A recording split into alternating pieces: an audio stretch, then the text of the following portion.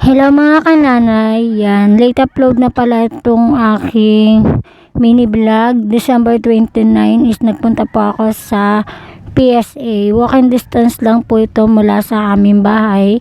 Kaya hindi man ako nagtagal kasi meron din akong maliit na iniwan sa aking nanay. Kailangan ko na rin kumuha ng PSA kasi para sigurado, 'di ba? Kasi birth certificate lang po talaga yung meron ako. Kailangan ko ng PSA talaga na ipa-PSA ang akin birth certificate. At yung mama ko ay wala po talaga sa birth certificate.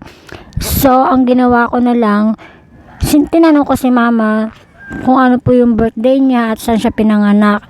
Kasi kailangan po niya ng birth certificate para po pag nag-senior siya, ay hindi na po siya mahihirapan.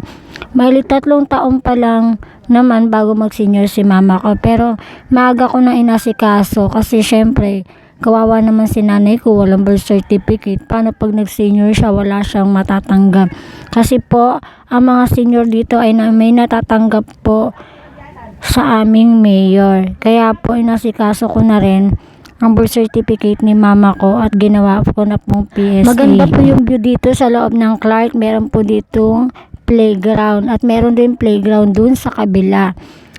Yan, tignan nyo na po yung daanan. Ang ganda nga po, no? May daanan po talaga ng tao at ng mga nagbibisikleta at iba po yung daanan ng sasakyan.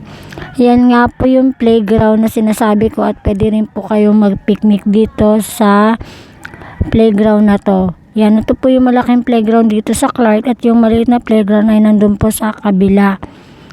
Yan, gaganda po, green na green, yung mga puno. Yan, maganda po dito talaga mamasya sa loob ng Clark. At yan nga po, yan, nakuha ko na po yung PSA namin ni mama at bali magsa-shortcut na lang po ako niyan. Hanggang dito na lang po. Salamat po.